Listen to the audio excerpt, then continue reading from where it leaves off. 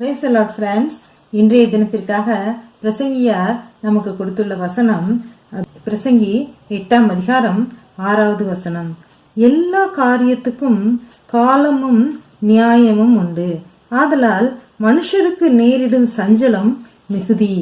அதாவது எல்லா காரியம், அது முதலே இந்த மாதிரி வசனம் நம்ம கேள்விப்பட்டிருக்கோம். சூரியனுக்கு கீழ் சம்பவிக்கும் ஒவ்வொரு காரியத்துக்கும் ஒரு விஷயத்துக்கும் காலம் நேரம் உண்டு, இது கூட ஒரு மாயை அப்படின்னு சொல்லியிருப்பாரு. அதையே இன்னொரு விதமாக சொல்லியிருக்காரு. எல்லா காரியத்துக்கும் காலமும் நேரமும் உண்டு, அதாவது நியாயமும் உண்டு. அதாவது கர்த்தருடைய நோக்கம், கர்த்தருடைய திட்டத்தில் காலமும் நியாயமும் சரியான நேரத்தில் நமக்கு கிடைக்கும். அதனால் மனுஷனுக்கு நேரிடும் சஞ்சலம் மிகுதி.